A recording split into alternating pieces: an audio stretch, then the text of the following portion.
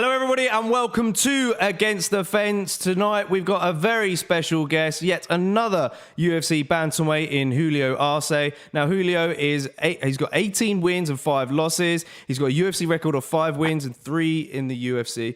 He's a former Ring of Combat featherweight and bantamweight champion. He trains out of Tiger Schulman's mixed martial arts in New Jersey with the such fighters like Jimmy Rivera, Shane Burgos, and Mike Trizano. Julio, how are you doing, my brother? Oh, my man, enjoying a good cup of Joe right now and then getting ready to get my day started again, kind of way. Right, nice. It's 2:30 over there where you are, right? Is that correct? Yep, 2:30 p.m. over here, Eastern time. Man, it's a busy life for you guys, you fighters, you know? It's almost like by day, you're one guy. By night, you're another.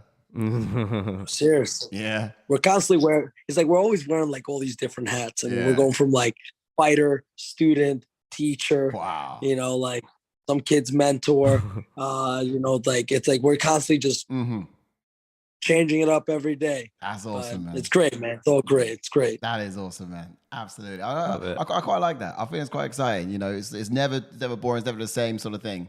And also when you got like a fight announced and you've got something coming up, then it's also like, all right, now it's like, you know, you sort of hone in, don't you?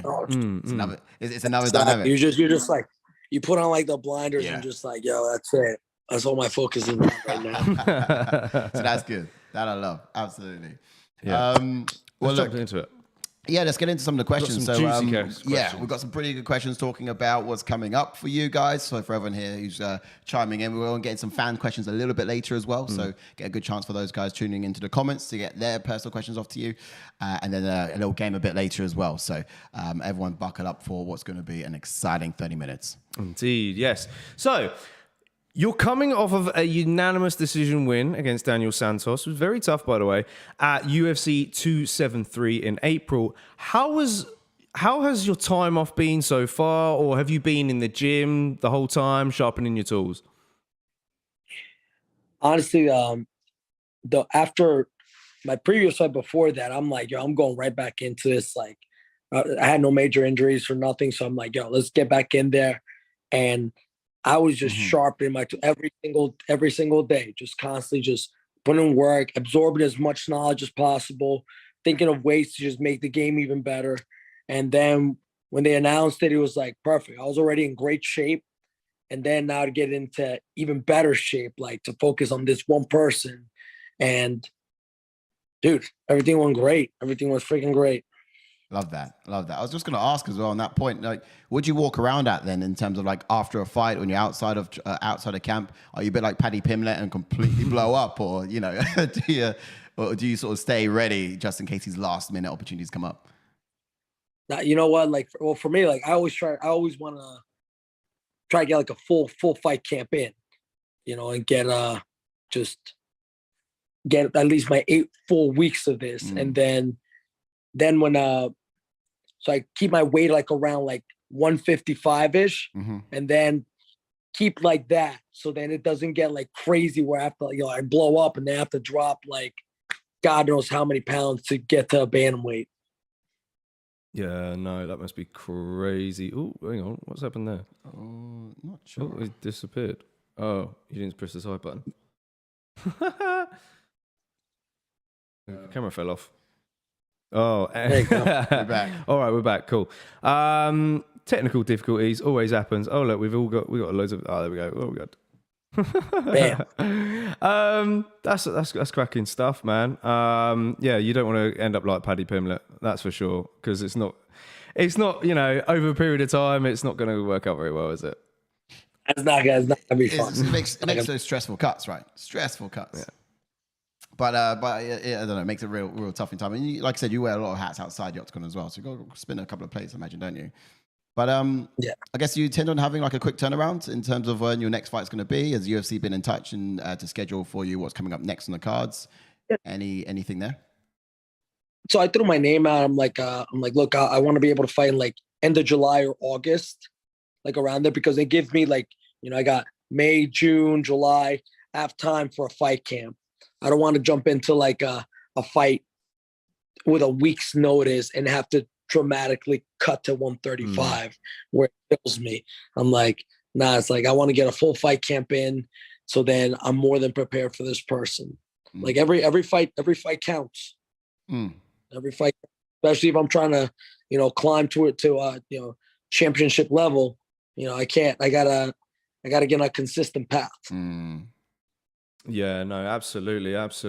Yeah, keep as active as possible because I know gotta make the jump at some point. But you said in your post-fight interview last time out that you didn't feel like you were yourself in that Song Adong fight. Have you worked out what it was that caused you to not be yourself in that fight, or do you feel like you were overthinking things and perhaps maybe respected Song's abilities far too much? What was it? I think it's a bit of a, for me, like I went in there, and when I went in there, it's like I didn't wake up yet. Like I was like, yo, it's like why am I feeling like it's like I'm moving, I'm making a miss, but it's like I'm not making them pay for it. And it's like I just did not get started. And by the time I did feel like I got started, like he was already ahead. He was already gone. I'm like, I started late. Yeah. And I think it's a little bit of like that mental switch. So like, I've been talking to like a sports psychologist, and I'm like, yo, it's like, like I usually like to, the first round, I always like to feel out, get my measures, get the reads, get what, like kind of download the data. But for him, it's like I'm like, why am I starting so late? It's like, why? It's like I attribute getting started now and like, go. Yeah. Which then by the time I actually started throwing, he just freaking kicked me in the goddamn face. And I was like, fuck. So I was a little disappointed in myself because I didn't get started the way I should. Like I feel like I went in there kind of cold and just like my mind wasn't ready for it. And then I was like, all right, it's like we can't let that shit happen anymore. Yeah. So just back to the basics, figure out a lot of like just like the mental aspect of it.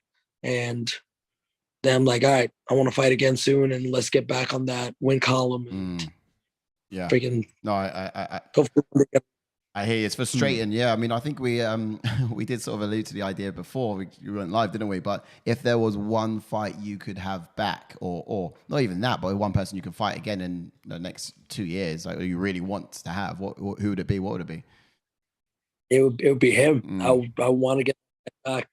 I feel like he didn't get my best version, and for me, I'm like, I feel like I got to give him my best version, and then the fight would have been a lot better because he kind of fights like Santos, who I just fought, like very like freaking powerhouse. Keep coming forwards and power, So I'm like, if you would have gotten that version, it would have been different. But it was an off night at the office for me. I'm like, that's it. Kick myself after. Yeah, I bet. I mean, I was listening to a podcast earlier, and I think it might have been Anakin Florian. They kind of said that Jan Blachowicz has recently adapted a sports psychologist on board as well, just to kind of fine tune things and sort of work out what is it that might stop you, those mental blocks of actually performing your best. Yeah. Because clearly people think that perhaps he wasn't up to his best in that Glover fight. Yeah, I'll tell you what, it's wild because like when you bring up sometimes like a sports psychologist, and people like, and like for us that we fight, we're putting ourselves in like I'm thinking about fighting the person every single day. It's like when it comes to fight camp, but then some people mention sports psychology and they're like, it's like I don't want to talk to somebody, and people kind of like brush it off.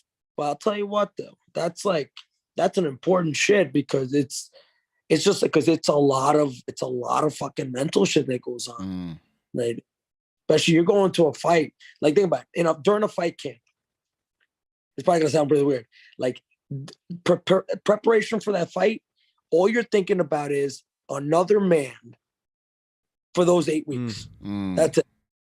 And you're like, What is he doing? Is he working out harder than me? Did I push myself enough? Is he doing more than me? It's like, did he go to sleep earlier than me? He get better rest than me? Is he doing what I'm doing right now? It's like literally that's all that's on your mind for a 15-minute moment. So for 8 weeks, you just have this one person, and it's like you become just like obsessed and like, okay, you're watching their tapes, you're watching how they fight, what holes are in their game, what you can do to like expose that, and all that's like, and literally that's you're just thinking about that one person. It's wild. Your other half must love that. Yeah, I was literally going to tell us the same thing. I was like, surely, like, if you've got a other half or some point, it must bug them out that this person's just constantly on your mind and not them. Yeah. Like if you have like, you know, like, look, if you're with somebody and they're like, yo, you're ignoring me. I'm like, that's what I'm thinking just about this other man. Right. You're like, no, it's not like that. I'm like, I'm thinking about the fighting. You're like, what do you mean? Like, but I understand.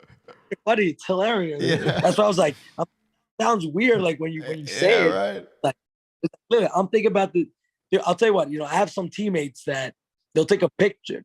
Hold on a second. Sorry about that. That they'll take a picture of the person that they're fighting and they put it on their screensaver on their phone. So every time they open their phone, they see that person. They're like, "Fuck you, man!" It's like you're going through this right now. Yeah. So imagine. Yeah. I mean, if you hate them that much, you probably have like cracks on your phone and shit. But like the amount of time you chuck it or drop it on purpose. Like you become kind of like obsessed with like this one person. And the thing is, you don't know this person. No. Like you have no idea who this person is. Like the day you fight them, they could be the nicest fucking person. You're just like, fuck you, man. You made me cut weight. You made me all do all this shit. Oh man, well, I love that mental warfare. Mental warfare. But it's also like a crazy thing because like sometimes you have to get yourself up to fight a person that you have no idea who they are. You only know that you don't know who they are. And like I said, you have to get yourself up to be like, all right, I gotta go fuck this dude up. And something, man, it's like, do I want to right now? And like you start getting like these like tugs of war like in your head. You're like, God, am I up for it today?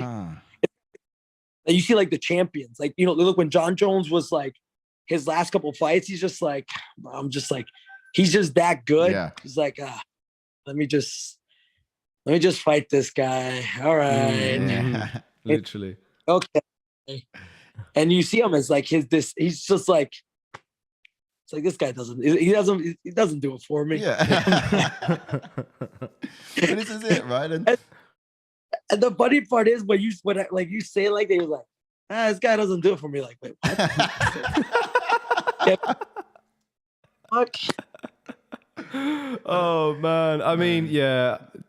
GSP kind of spoken openly quite about it, about the hate for fighting. You know, he hated fighting. It's just the whole build up of it. And yeah, you've kind of given us a nice little detailed insight from your perspective, which is really good. And I hope, I hope other people, fans can take that on board and really understand. I mean, I what can it's relate in some way because when it comes to fight week, we have to do picks for fights, and I'm often just staying awake at night thinking, who's going to win? Who's going to win? Is it going to be that guy? Is it going to be that guy? Is it going to be that guy? You know, I mean, I really take some pride over our picks, and it's like, it does eat my waking hours sometimes, but in a different way. But yeah, I've been tossing and turning in bed thinking about other men too. So that's all I'm trying to say. All right, fine. Shall we move on? That was surprising. Spoiler. All right.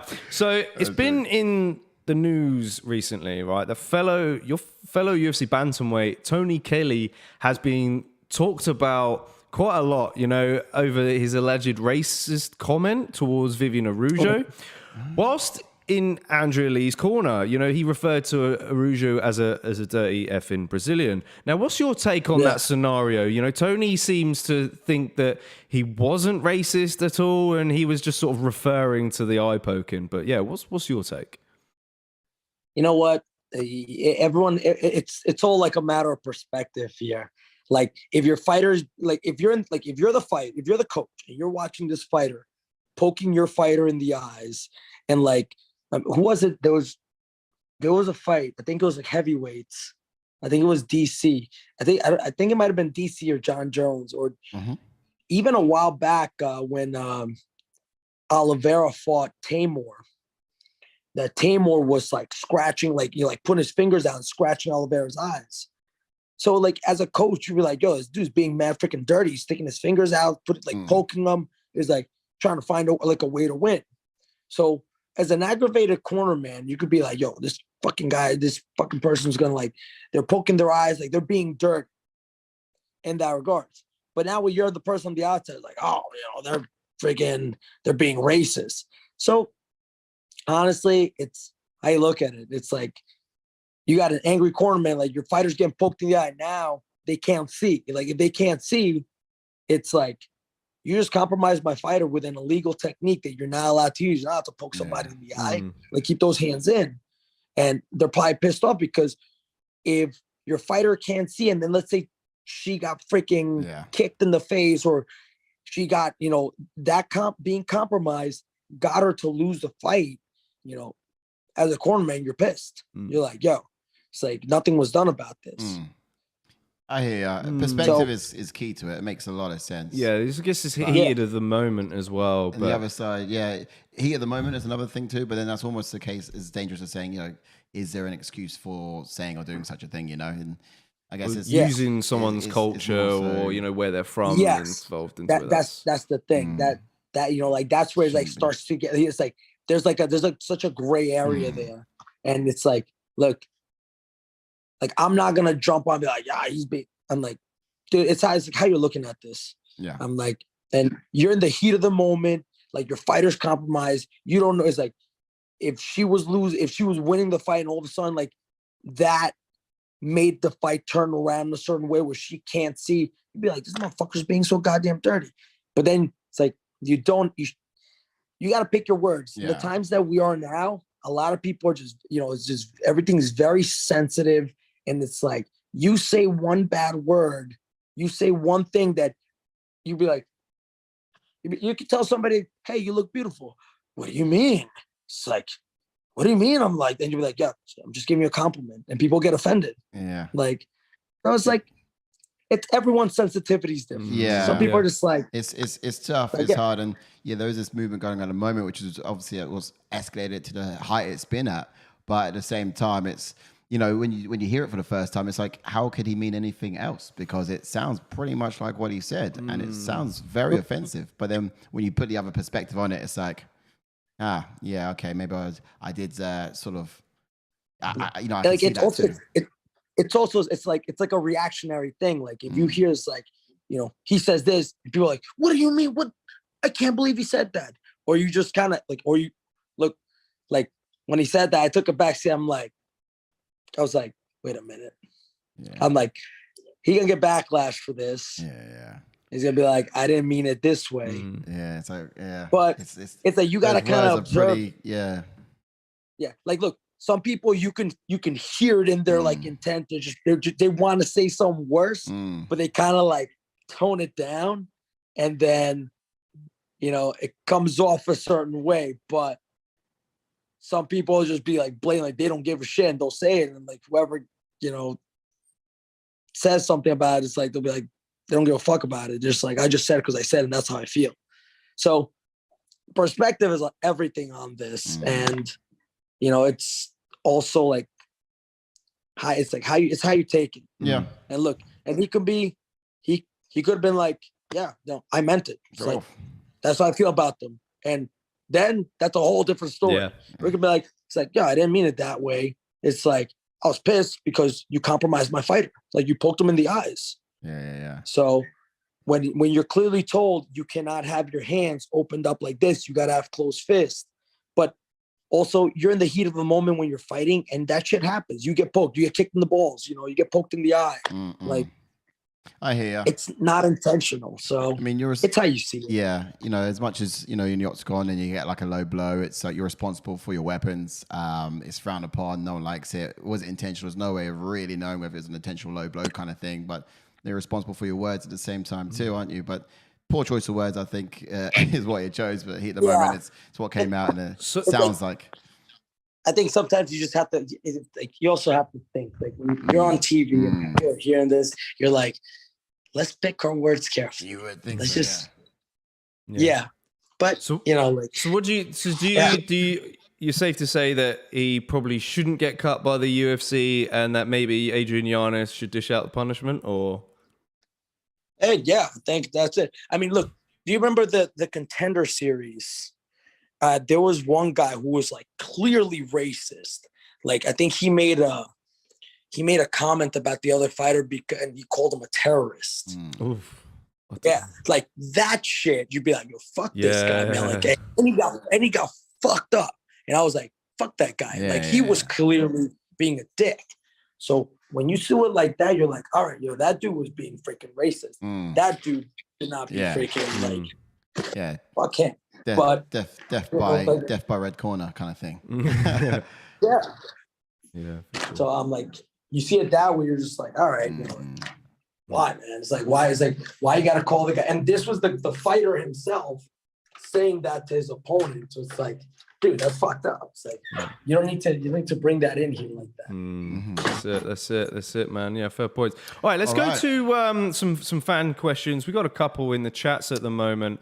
Our boy, I think I might just say Madro Chin, he says, who in the top 15 are you most excited to face in the future? Great question. In the top 15, you know, like I know Adrian Yanez a while back. He kind of like complimented the fact, you know, like of his boxing, and he mentioned me. Like, I would love to have a fight with Adrian Yanez when, you know, I know I guess I don't know if he's like there yet, but he's getting close.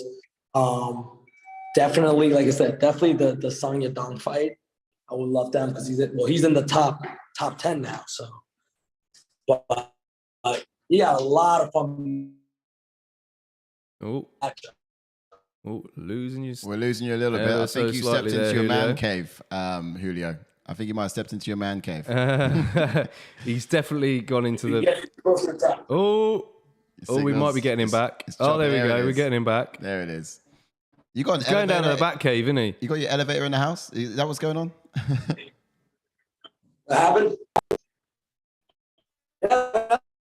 We're losing you real bad. Oh, okay. It's hold on. Oh, okay. Yeah, there it is. There we go. There you go. Back. Did you have mail? There it is. He's definitely going to the Bat Cave, wasn't he? Oh yeah, for sure. Secret, he's Batman. Alfred. Oh, okay. We might try and get Julio back in just a second. Yeah. Keep these questions coming. We got some epic questions in the chats. I see you, Tommy. I see you, Adam Peak. Don't worry, we'll get around to this. Hopefully, Julio will be back in just a second. Yep. Oh, here we go. And that second was sooner than we anticipated. There we go. Oh, there he's. We're back. There he is. Go for a walk, exercise. I'm always on the move, man. Always on the move. Love that. All right. Love that. Cool. Awesome. Yeah. Quick questions then from Fight Game 247 says, yes, guys, I have a question. What was the main reason you took up MMA? Honestly, when I was a little kid, I was very fat and out of shape. I didn't like any other like team sports because I wanted to do something that was gonna be for myself and I could hold myself accountable for.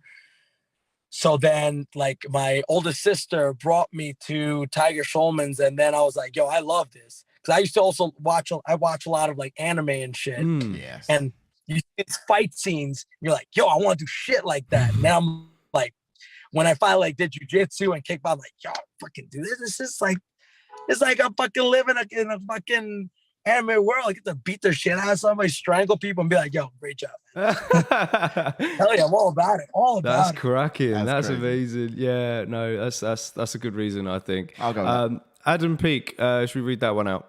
Yes. Go on, you do. Okay. How would he match up? So he's referring to you. How would you match up the top? Oh no, yeah. How would you match up the top 5 in this division as far as Aldo or Dillashaw getting the title shot next? And what to do with Jan, Cheeto, Cejudo coming in, etc. Okay, so he's trying to get a picture of the top 5 in the division and what your take on it is. Yeah, I mean, I think well, right now it's also like you have to think of, and they say this a lot. It's like what the hardcore MMA fans will love to see.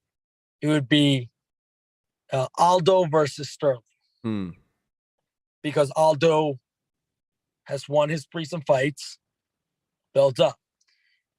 On the business side, which one would sell a lot of pay-per-views and make it a big kind of money fight?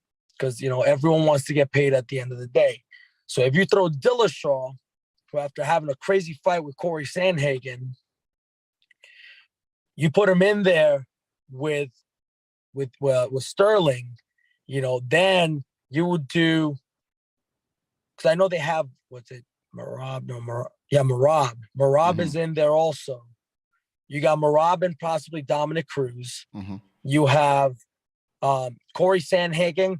I think maybe they should have him fight Aldo for like a title eliminator, and then you have Cheeto and Jan fighting. So you have those guys right there, and you can do it like a tournament style. Cheeto versus set with Jan, and then Aldo versus Sandhagen, which we haven't seen yet. And then whoever the winners are, those two face each other and they fight Sterling. Man, most stacked division. I like that answer. And I have to shout out for a really good question. Not bad question at all, Adam Pick. I really like that. Well played, Adam. Nice one. Yeah. And you also got to include Dillashaw in there. So it'll be like maybe Dillashaw and Cheeto, Jan, and Sandhagen rematch in there. Ooh, it just like it all becomes like a little like mini tournament bracket there with those guys. So you got a lot going on. Yes.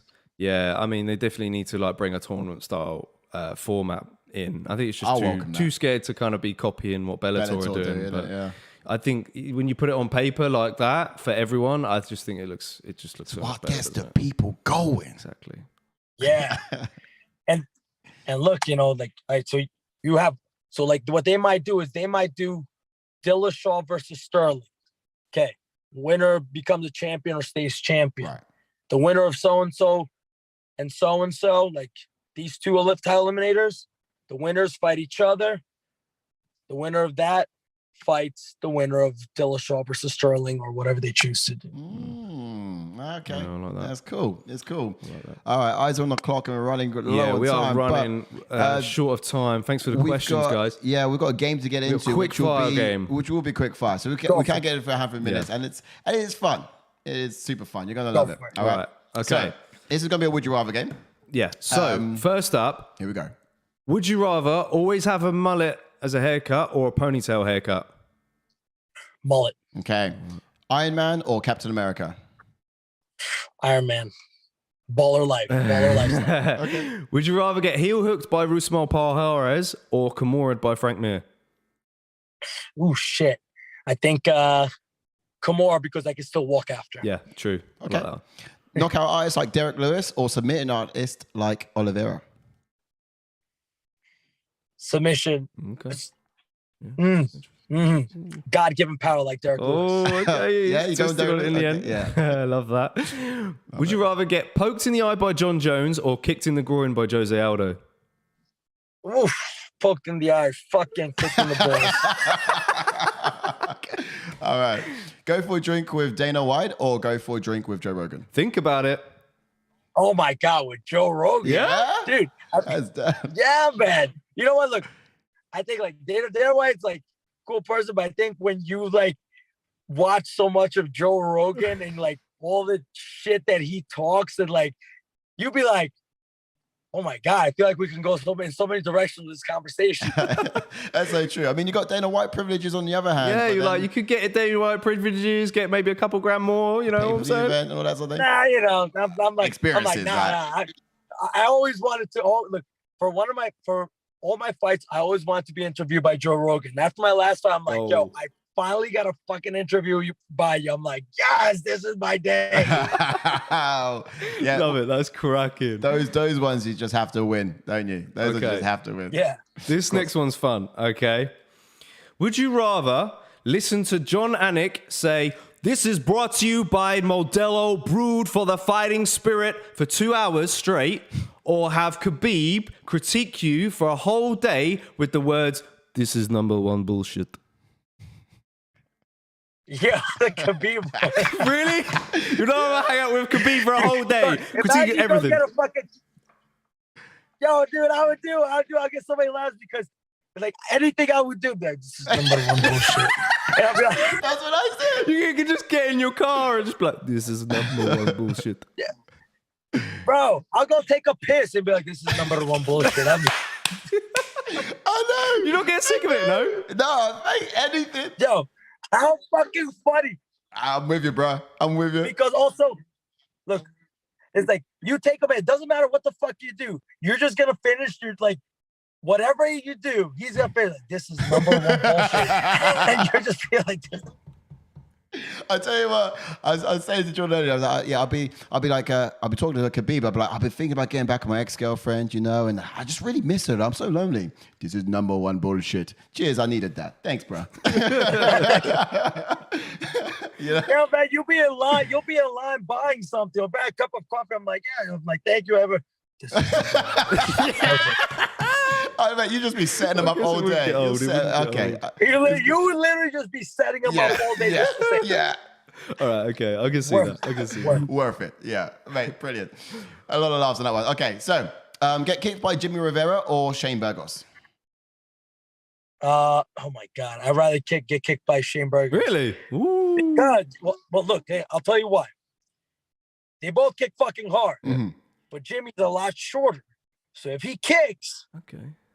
that's your elbow. He's got like a lower center, more of a lower center of gravity. So if he kicks, that's just gonna hurt. Got you. Yeah. I can see that now. I can see that. Yeah. Whereas obviously Shane's a lot taller, a bit longer. I guess he's got a lot of obviously wind in his kicks, but It's about torque, isn't it? Yeah, You get torque it's not in as much torque, certain maybe. kicks. Jimmy's very dense. He's like a fire hydrant. Yeah. So if he kicks me, and his calf kicks are fucking, they hurt like a motherfucker. Yeah. So yeah, I don't want to try it one day. All right. All right, last one. All right. Sex on the beach or sex at the gym? At the beach, I don't shit where I eat. You know what I mean? Mate, I don't think you understand how sex works. Well, it depends what you're into, isn't it? Oh, yeah, it does depend what you're into. Maybe you're right. That's true. That's true. So how many times do you hit it when you're training? Honestly, you know what? I don't keep track. I'm like, I try to stay active through the whole thing because I'm not gonna deprive myself from that either. I feel like it would go fucking crazy if I did that. You gotta hit it, man. You gotta hit it. Wait a minute. You don't hit the punch bag that I'm about a often. punching bag. What are you on about? Oh, God damn it, man. It's like, do you train at all? We say I'm good. That was great. That was great. Man. Okay. One of the best ones there. Okay. Okay, well, we're a little bit just slightly off of time, but Yeah. you've been so much fun. A joy to talk to. Honestly, genuine character, genuine Been a guy. blast. And honestly, man, you're off now to do some training with the youths. Is that right? Yeah, man. Time to teach my classes Oh, and okay. to my school. All right, This is okay. it. Yeah, Honestly, we must best not keep humbling you to any see that, longer. man. Yeah, passing on your knowledge and your wisdom to the younger generation. That's amazing. Yeah. Yo, man. Thank you guys for having me. It was freaking awesome. Thank you. Glad you enjoyed it, great. Brad. We had a lot of Great. fun. You've been a All blast, Julio. We'll catch you later, my man. Stay safe now. All right. Later, brother. Take care, guys. Have a good one. Take care. Bye You for now. too. Bye-bye. Peace Bye, out. bye. All right, guys. That was Julio Arce along for the Q&A. And we'll see you guys next time with yet another one. Indeed. Peace out.